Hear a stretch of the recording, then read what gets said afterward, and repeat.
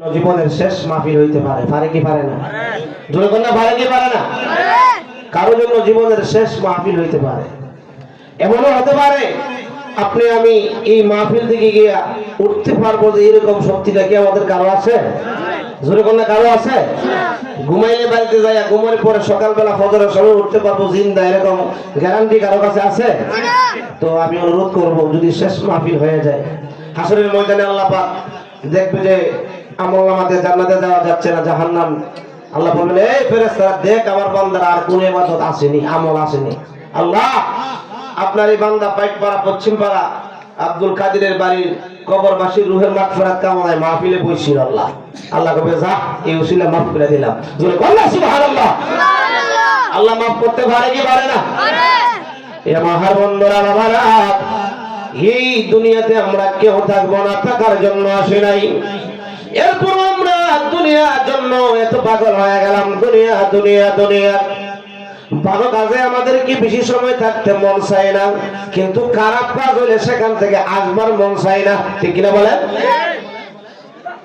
মাশাআল্লাহ আমাদের এলাকাতে একটা জিনিস, ওয়াজ মাহফিল হলে মাশাআল্লাহ দিলে মানুষ আল্লাহর রহমতে প্যান্ডেল যতটুকু প্যান্ডেল ভরপুর, সবাই বল মারহাবা, ভরপুর হয়। কিন্তু বিভিন্ন জায়গায় যখন যায় অনেক কষ্ট লাগে। মাহফিল অনেক বড় কিন্তু লোক সংখ্যা খুব কম। কারণ হুজুর যদি গান দেওয়া হয় মানুষ এসে মাশাআল্লাহ দিলে প্যান্ডেল লাগে না, মাইক সার্ভিস লাগে না, বিছনা লাগে না, মাঝের মধ্যে বইয়া যায় না, ঠিক কিনা বলেন? হ্যাঁ ঠিক কিনা বলেন? আমার একজনে খাইতে খাওয়া মানে যে একজনে খানা খাইলাম, বলতেছে হুজুর গেলাম একদিনে এক এক জায়গায় মাহফিলও আছে গানও আছে।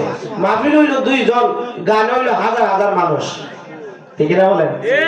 কারণ মানুষ আখির জামানায় নবীজি বলতে এমন একটা সময় আসবে মানুষ দুনিয়ার জন্য পাগল, খারাপ জিনিসের জন্য পাগল। আচ্ছা কোন তো দুনিয়া খারাপ না বালা?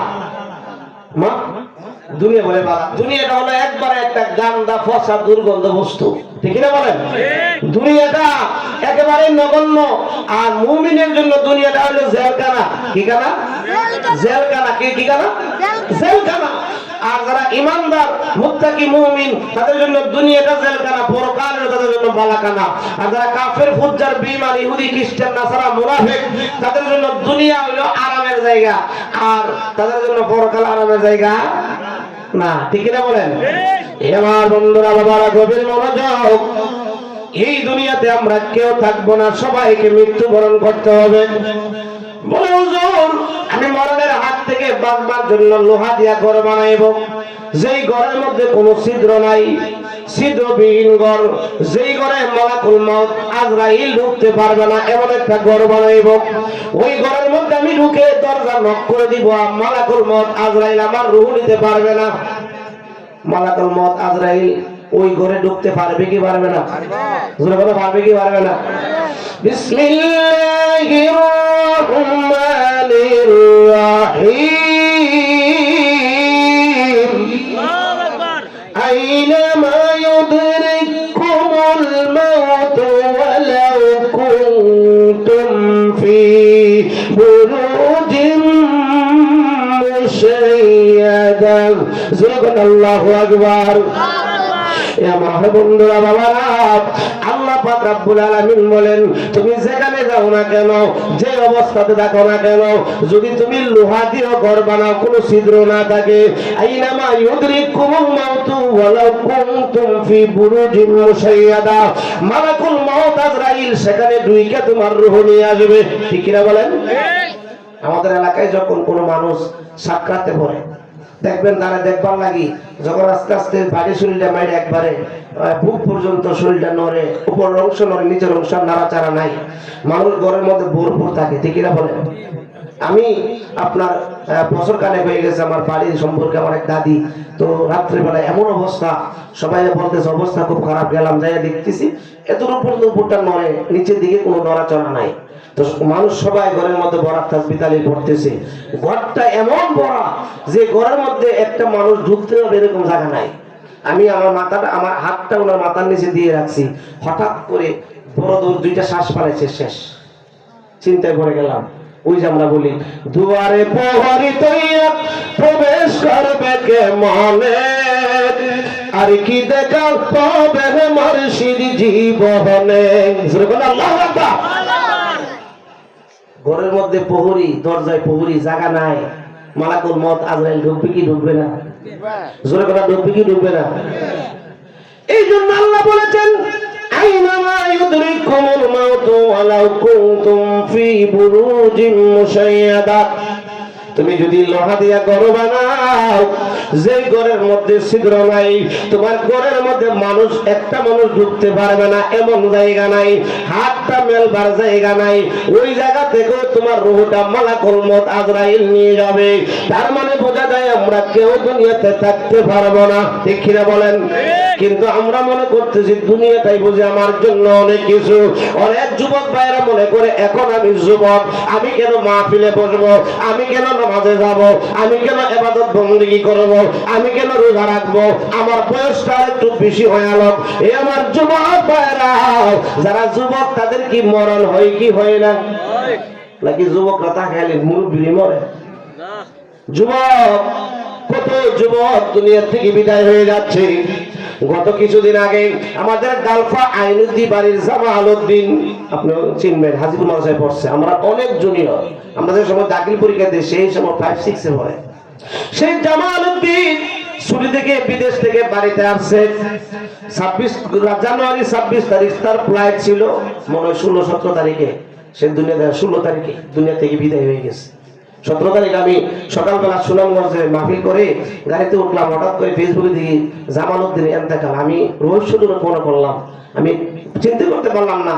আগের দিন মাহফিলে যাওয়ার সময় সকালবেলা তার সাথে আমার সাক্ষাৎ হয়েছে। আমার বলছে, ভাই আমার পক্ষ থেকে একটা চা খাইলে আমি খুশি হইতাম। আমি বললাম, ভাই আমি তো যাবো অনেক দূরে সুনামগঞ্জ, পরে এক সময় খাবো না, আমি যাবো 26 তারিখ, আমার লাগাল পাইলেন না। সকালে যখন শুনলাম তার মৃত্যু, তো কেমন লাগে। ফোন দিলাম, ও ঠিকই সকালে ভালো ছিল, সন্তানকে বক্তব্য দিয়ে আসে, দিয়ে আসার পরে বাড়িতে শুয়ে বলতেছে আমাদের কি হয়ে গেল, শোয়াতে শেষ। এ আমার যুবক ভাইয়েরা, যুবক মরবে না এমন কোনো কথা নাই। মালাকুল মউত আজরাইল যখন চলে আসবে, আপনি আমার হায়াত যখন শেষ হয়ে যাবে, শিশু বুঝে না, যুবক বুঝে না, বৃদ্ধ বুঝে না, হায়াতের বেলা শেষ, মালাকুল মউত আজরাইল আপনি আমার সামনে চলে আসবে। ওই মালাকুল মউত আজরাইলকে কোন রকম ভাবে ফিরানো সম্ভব? যদি সম্ভব হইতো, পৃথিবীর মানুষ এখন যে টাকাওয়ালা, মনে করেন যদি আজরাইলে ঘুষ দিয়ে যেত, তাহলে কইল যে যা আছে সব দেওয়ার মতো আমার হায়াতটা একটু লম্বা করে দিয়া যাও, ঠিক না বলেন? হ্যাঁ, ঠিক না বলেন? এই আমার বন্ধুরা, বাবারা, এই পৃথিবী আমরা আসছি, চলে যেতে হবে, আমাদের চলে যাওয়া লাগবে। কিন্তু আজকে আমরা যাদের মায়াই, আমরা অনেকে মনে করি আরে আমি যে ব্যবসাটা করি, আমি মরে গেলে মনে হয় ব্যবসাটা চলবে না। আরে আপনি মরে যাবেন, ঠিক আছে, আপনি মরে যাওয়ার পর আপনার ব্যবসা প্রতিষ্ঠান ঠিকই আপনার ভাই অথবা বাবা, আপনার ভাতিজা ব্যবসা প্রতিষ্ঠান চালাবে, আপনার ছেলে ব্যবসা প্রতিষ্ঠান চালাবে, আপনি নাই আপনার ব্যবসা প্রতিষ্ঠান থাকবে, আপনি নাই আপনার রুমের মধ্যে মানুষ ঠিকই বসবাস করবে, আপনি নাই আপনার লেপ কম্বল দিয়ে মানুষ ঠিকই ঘুমাবে, আপনি নাই আপনার সংসার সম্পত্তি অন্যরা ভোগ করবে। কিন্তু এই সংসার কইরা, এই সম্পদ কইরা আজকে দুনিয়ার মধ্যে আমরা প্রতিযোগিতার মধ্যে ঘুরে গেছি। আমার ভাই বিল্ডিং করছে, একতলা আমি দিতে হবে 2 তলা, ঠিক কিনা বলে? এটা নিয়ে প্রতিযোগিতা। সে জমি আছে বলতে 5 কানি, আমার তো 6 কানি, এটা নিয়ে প্রতিযোগিতা, ঠিক কিনা বলেন? তারপর একটা এটা নিয়ে পাঠাইছে, আমার বোধ 2টাই লন্ডন ভাড়া দেবো, এটা নিয়ে এলে প্রতিযোগিতা। কোন তো এমন কোন লোক আসেনি যে প্রতিযোগিতা করছে ইমুকে 5 ওয়াক্ত নামাজ পড়ে, আমি 5 ওয়াক্ত পড়ে কেমনে আরো এক্সট্রা তাহাজ্জুদ পড়ুক, এই প্রতিযোগিতা কি করছিনি? এই লোকের ছেলে একটা হাফেজ বানাইছে, আমার ছেলে 2টা হাফেজ বানাবো, এই প্রতিযোগিতা কেউ করছেনি। এরা আমার বন্ধুরা, বাবারা, আজকে তো আমরা দুনিয়ার জন্য পাগল হয়ে গেলাম রে বাবা। আমি প্রায় মাহফিলে একটা উদাহরণ দেই, নৌকা কি পানি ছাড়া চলতে পারে? আপনাদের পাইকপাড়া রাস্তা দিয়ে যদি নৌকা এখন চালান, রাস্তা দিয়ে নৌকা চলবে? নৌকা চলতে গেলে কি লাগে? পানি। কিন্তু নৌকা চলতে গেলে পানি লাগে, পানি ছাড়া নৌকা চলে না।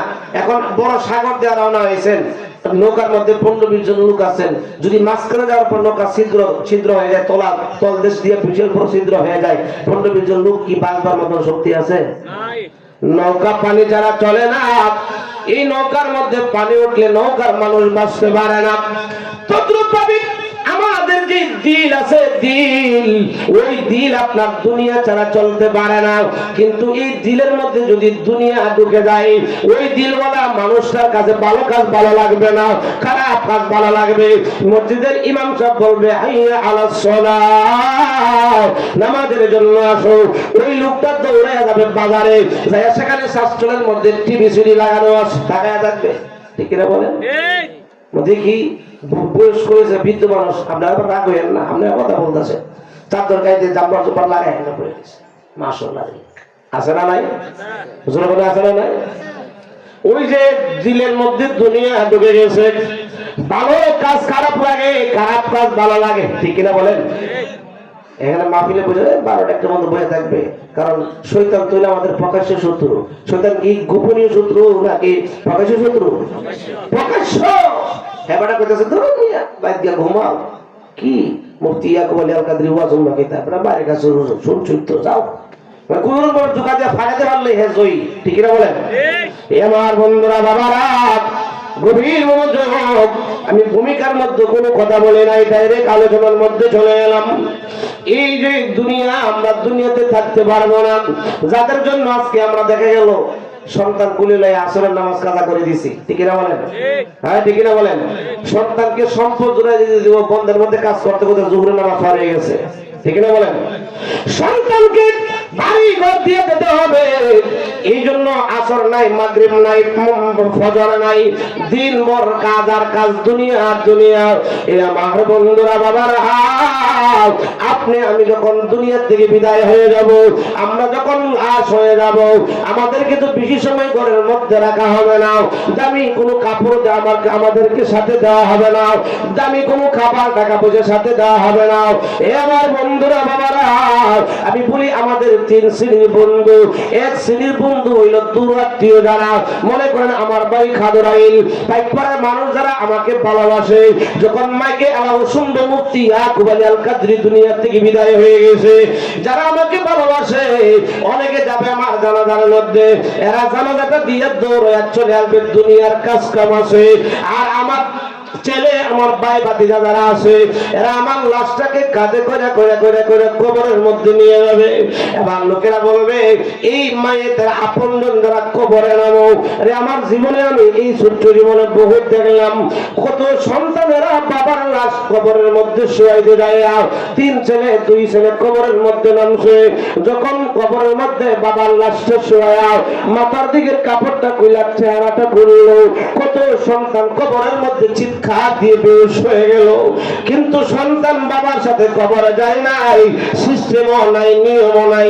সবাই সন্তানকে টান দিয়ে উঠায় বাবার কবরের মধ্যে দিয়ে আসে। ঠিক কিনা বলেন? নাকি কেউ যাবে? না কেউ যাবে? এই জন্য আমি বলি আমি যাব কবরেতে, কেউ তো যাবে না। 2-3 দিন কাটার পরে কেউ মনে রাখবে না। ঠিক কিনা বলেন?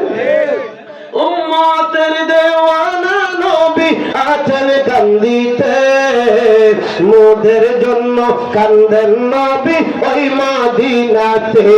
বলেন মোদের জন্য কান্দেন নবী। সবাই যখন কবরেতে রেখে চলে যায়, তারপরে আমার প্রিয় নবী এসে যায়। আশিকদেরকে টানা টানা নিবেন বুকেতে, মোদের জন্য কান্দেন নবী ওই মদিনাতে। বলেন মোদের জন্য কান্দেন নবী। নবীজি আমাদের জন্য কান্দে কি কান্দে না? জোরে বলেন না, কান্দেন কি কান্দেন না? নবী উম্মতের জন্য কত দেওয়া না, কিন্তু উম্মত নবীর জন্য তো দেওয়া না। ঠিক কিনা বলেন? হ্যাঁ ঠিক কিনা বলেন? নবী তো বলছেন মান আহাব্বা সুন্নতি ফাকাদ আহাব্বানি ওয়া মান আহাব্বানি কানা